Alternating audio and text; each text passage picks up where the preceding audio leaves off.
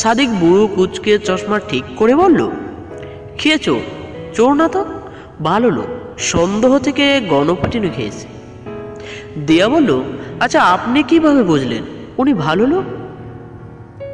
সাদিক বলল, মনে হচ্ছিল কেন জানি লোকটার কথায় একটা জোর ছিল। চুরি করে ধরা খাওয়ার পরেও কেউ এত আত্মবিশ্বাসের সাথে মিথ্যে বলতে পারে না। তার চেয়েও বড় কথা, আমি ওই মেয়েটাকে আগেও দেখেছি। দিয়া বলল, কোন মেয়েটা যার পার্স চুরি হয়েছিল? সাদিক বলল, হ্যাঁ, মেয়েটার সিট আমার আগের সিটের বরাবরই ছিল। প্রথম থেকে আমি লক্ষ্য করেছিলাম। মেয়েটা ভীষণ খামখেয়ালি। হাতের পাশটা যখন মেয়েটা জানালার সাইড স্ট্যান্ডে রাখলো, তখনই আমার মনে হয়েছিল ওটা পড়ে যাবে, তারপর হারাবে। আমি বলতেও চেয়েছিলাম, কিন্তু তার আগেই তো নুহাস এসে। সম্পূর্ণ বাক্যটা শেষ না করেই থেমে গেল সাদিক। নুহাস দিয়ার ব্যাপারে যেটা বলেছে সেটা দিয়াকে বলা যাবে না, কিন্তু দিয়া জিজ্ঞাসুর দৃষ্টিতে তাকিয়ে আছে। সাদিক কথাটা দামাচাপা দেওয়ার উদ্দেশ্যে খানিক হাসল, অপ্রস্তুত হাসি দিয়ে বলল, তাই মনে হচ্ছিল আর কি, পার্স চুরি হয়নি, হয়তো হারিয়ে গেছে। দিয়া বরুণা চেয়ে বলল, ও আচ্ছা।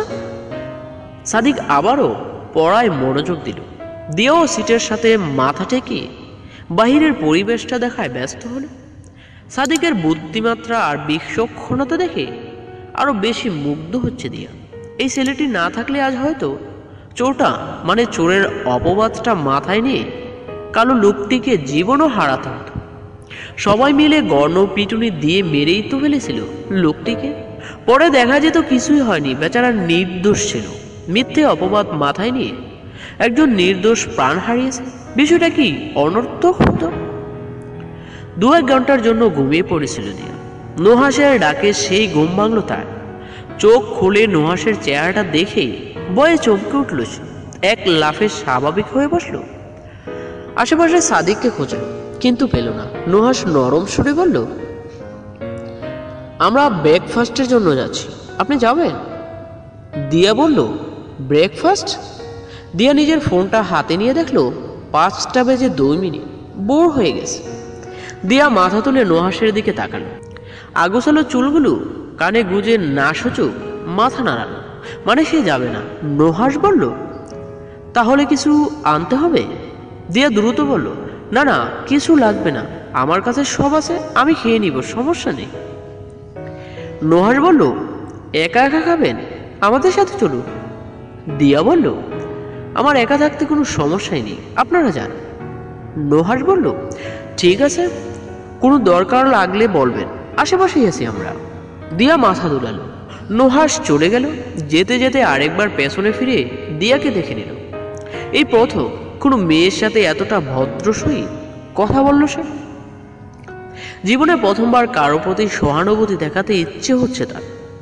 সাদিকের কাছে দিয়ার কাহিনী শুনেই নুহাসের মনে আলাদা করে সহানুভূতি নামক অনুভূতির সূত্রপাত ঘটে। ব্যাপারটা যদি শুধুই সহানুভূতি হয় তাহলে কোনো সমস্যাই নেই। সহানুভূতিটা যদি বাড়াবাড়ি পর্যায়ে গেলেই সমস্যা। দিয়া ফোনের সেলফি ক্যামেরা অন করে নিজের চেহারা দেখছে। ঘুমন্ত অবস্থায় কেমন ছিল তার মুখের অবস্থা? সে কি মুখ হা করে ঘুমেছিল? নাক ডাকছিল? মুখ থেকে লালা বের হয়নি তো? সাদিকের সামনে তার ঘুমন্ত অবস্থা কেমন ছিল বিষয়টা নিয়ে দুশ্চিন্তায় অস্থির হয়ে উঠছে সে। এমন সময় ফোন বেজে উঠল। ছোটু খালামণি ফোন। দিয়া রিসিভ করে কানে তুলতেই খানামণি বলে উঠল, হ্যালো দিয়া, কই তুই? দিয়া বলল, আমি ট্রেনে বসে আছি, ট্রেন থেমে আছে। কোথায় থেমে আছে জানি না। দিয়ার খালা বলল, তুমি কি দাঁড়িয়ে গেছো সারা রাত? দিয়া বলল, না না, দাঁড়াতে হয়নি, একটা সিট খালি ছিল, ওখানেই বসতে পেরেছি। দিয়ার খালা বলল, ও আচ্ছা, আলী আঙ্কেল কি তোমাকে ট্রেনে উঠিয়ে দিয়েই চলে গেছে? দিয়া বলল, হ্যাঁ, আমিই বলেছি চলে যেতে, কারণ টিকিট পাইনি, আর ঝামেলার কি দরকার, ওনারও কাজ ছিল, তাই আমিই বললাম চলে যান। দিয়ার খালা বলল, ও আচ্ছা, সাবধানে আসিও আম্মু, ট্রেন থেকে নেমে ফোন দিও আন্টিকে। দিয়া বলল, আচ্ছা ঠিক আছে। ওই দিকের কি অবস্থা, আম্মু কই? দিয়ার খালা বলল, তোমার আম্মুর অবস্থা তো ভালো না, প্রেশার বাড়ায় ফেলছে মনে হয়, একটু পরপরই কান্নাকাটি করে। দিয়া বলল, হায় আল্লাহ, মামি, তানহা, তোফা, ওদের কি অবস্থা? দিয়ার খালা বলল, ওই দিকের অবস্থা তো জানি না মা, ওরা আছে ওদের মতো, কেমন আর অবস্থা হবে, কান্নাকাটি করছে। তুমি তাড়াতাড়ি চলে এসো, সাবধানে আসিও। দিয়া বলল, আচ্ছা আন্টি, রাখি। ফোন কাটতে নিয়ে চোখ ভিজে আসলো দিয়া। এখনো বিশ্বাস হচ্ছে না যে তার শক্ত সমর্থ বদরাগী মেজু মামা আর বেঁচে নেই। সত্যিই কি বেঁচে নেই? মানুষের মৃত্যুটা এত সহজ কেন? ট্রেন আবারও চলতে শুরু করেছে, কিন্তু এবার সাদিকের পরিবর্তে নুহাশ দিয়ার পাশে এসে বসল। বিষয়টা দিয়া বিরক্ত হলেও কিছু বলতে পারল না। ঘাড় ঘুরিয়ে সাদিককে খুঁজতে গিয়ে দেখল সাদিক মুহিত আর তরুণাদের সাথে কাঠ খেলায় ব্যস্ত। দিয়ার মন খারাপ হয়ে গেল। নুহাশকে না করা সত্ত্বেও সে দিয়ার জন্য খাবার নিয়ে এসেছে, সাথে এনেছে কফি। দিয়া চা কফির কোনোটাই খায় না। এসব গরম পানীয় খেতে গেলে তার ঠোঁট না হলে জিহ্বা পড়ে যায়, ঠিক করে খেতে পারে না। কিন্তু নুহাশের অনুরোধে আর ভদ্রতার খাতিরেই তাকে কফির ওয়ান টাইম গ্লাসটা হাত বাড়িয়ে নিতে হচ্ছে। নুহাশ টিস্যুতে মুড়িয়ে গ্লাসটা দিচ্ছে দিয়াকে, কিন্তু দিয়া টিস্যুর জায়গাটা না ধরে খালি জায়গাটাই ধরল, আর সঙ্গে সঙ্গে হাতে চেকা লাগলো। দিয়া লাফিয়ে উঠল। তখন কফির গ্লাসটা উল্টো হয়ে নুহাশের পাঞ্জাবি ভরে গেল। দিয়া বলল, সরি, আমি বুঝতে পারিনি, প্লিজ কিছু মনে করবেন না। নুহাশ কিছু মনে করার জো পাচ্ছে না। পায়ের উড়ুর জায়গাটা যেন জ্বলে পড়ে খাক হয়ে যাচ্ছে, তার মারাত্মক রকম জ্বালা পোড়া করছে। তার উপর পাঞ্জাবিটাতেও বিশ্রী দাগ হয়ে গেছে। নুহাশ চোখ মুখ খিচে হালকা শব্দ করে বলল, ইস। নুহাশের অবস্থা দেখে দিয়া ভয়ে অস্থির, উৎকণ্ঠিত হয়ে বলল, 1 মিনিট, আমার কাছে অ্যান্টিসেপটিক আছে, আমি দিচ্ছি আপনাকে। নুহাশ আর্তনাদ করতে করতে বলল, অ্যান্টিসেপটিক লাগাবো কিভাবে? দিয়া ব্যাগ থেকে অ্যান্টিসেপটিক টিউব বের করে বলল, আপনি ওয়াশরুমে চলে যান। দিয়ার নুহাশের কথাপথক শুনতে পেয়ে মুহিত, তরুণা আর সাদিক এগিয়ে আসলো। তরুণা নুহাশকে এক হাতে ধরে বলল, কি হয়েছে দোস্ত? নুহাশ বলল, জলে রে, খুব জলে। মোহিত বলল, কি জলে দোস্ত? অদ্রির জন্য জলে? মোহিতের প্রশ্ন শুনে সাদিক হালকা করে মোহিতের গালে চড় দিল আর বলল, এখানে অদ্রি আসলো কোথা থেকে? কিসের সাথে কি বলছিস তুই?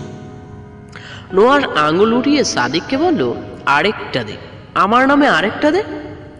দিয়া বিচলিত কণ্ঠে বলল, আপনি আগে অ্যান্টিসেপটিকটা লাগিয়ে নিন না, না হলে তো জ্বলুনি বন্ধ হবে না। আমি জানি কেমন কষ্ট হয়, আমারও একবার গরম তেলে হাত পুড়ে গিয়েছিল। তরুণা বলল, হ্যাঁ আসলেই অনেক কষ্ট। এই সাদিক, তুই নুহাশকে নিয়ে যা তো, ওয়াশরুমে যা। নুহাশ বলল, না, কাউকেই যেতে হবে না, আমি একাই যাচ্ছি।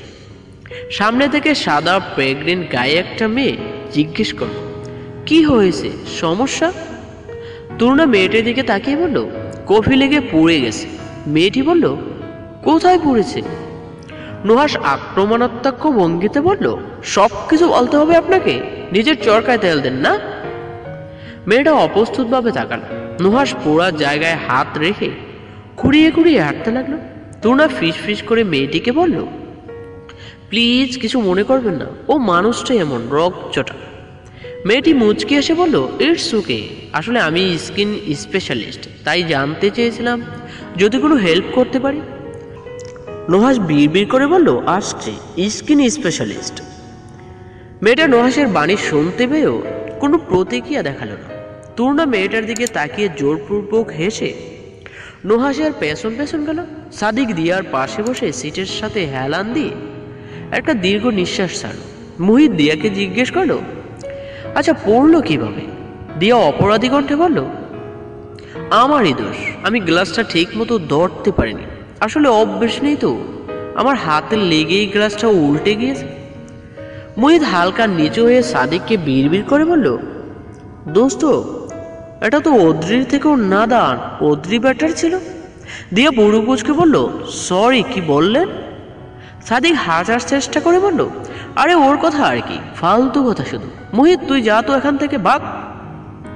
মোহিত দিয়ার দিকে তাকিয়ে বলল, ওয়ান টাইম গ্লাসটা ধরা শিখে নিয়েন, জরুরি জিনিস। দিয়া মাথা দোলালো। সাদিক ফিক করে এসে মোহিতের পিঠে চড় দিয়ে বলল, গো হ্যাড। মোহিত চলে গেল আর দিয়া সাদিকের দিকে তাকিয়ে রইল। ছেলেটা হাসি এত সুন্দর কেন? চিকন ঠোঁটগুলোর জন্য নাকি চিকন দাঁতগুলোর জন্য? যাকে একবার ভালো লেগে যায় তার সব কিছুই ক্রমান্বয়ে ভালো লাগতে থাকে। সাদিক হাসি হাসি মুখেই দিয়ার দিকে তাকিয়ে তৃপ্ত কণ্ঠে বলল, উপন্যাসের শেষটায় সত্যি চমকপ্রদ ছিল। দিয়া মৃদু হাসল, তারপর বলল, এত জলদি শেষ করে ফেলেছেন? সাদিক বলল, জলদি কোথায়, সারাত লেগেছে। দিয়া বলল, আমার তো শেষ করতে 3 দিন লেগেছিল। আচ্ছা আপনার যেহেতু শেষ, আমাকে দিবেন? আরেকবার পড়ে দেখতে ইচ্ছে করছে। সাদিক বলল, অবশ্যই। এমন সময় হন্তদন্ত হয়ে তূর্ণা ছুটে আসলো। অস্থির গলায় বলল, দোস্ত বেচারা নুহাসের অবস্থা খুব খারাপ। যে জায়গায় জ্বলুনি সে জায়গায় নাকি এখনো মারাত্মক চুলকানি হচ্ছে। কথাটা শুনে দিয়া জিভ কাটলো। সঙ্গে সঙ্গে ব্যাগে হাত দিয়ে দেখলো অ্যান্টিসেপটিক তার কাছেই রয়ে গেছে। নুহাসকে যেটা দেওয়া হয়েছে সেটা ইচিং ক্রিম। দিয়ার অ্যালার্জির সমস্যার জন্য এই ক্রিমটাও ব্যাগে রাখতে হয়। 2টা টিউব একই রঙের হওয়ায় গরমিল লেগে গেছে। কি হবে এবার? সাদিক বলল, চুলকানি হচ্ছে মানে? অ্যান্টিসেপটিক লাগালে চুলকাই হয় নাকি? তরুণা বলল, আমিও তো বুঝলাম না কিছু। দিয়া অনুশোচনা ভরা চাহনি দিয়ে বলল, আচ্ছা আশেপাশে কি কোনো ফার্মেসি আছে? সাদিক বলল, ফার্মেসি কেন? দিয়া বলল, অ্যান্টিসেপটিকের জায়গায় অ্যান্টি ইচিং ক্রিম লাগালে ইনফেক্ট হয়ে যাবে না তো? সাদিক আর তরুণা প্রশ্নবোধক চাহনি দিয়ার দিকে তাকিয়ে রইল।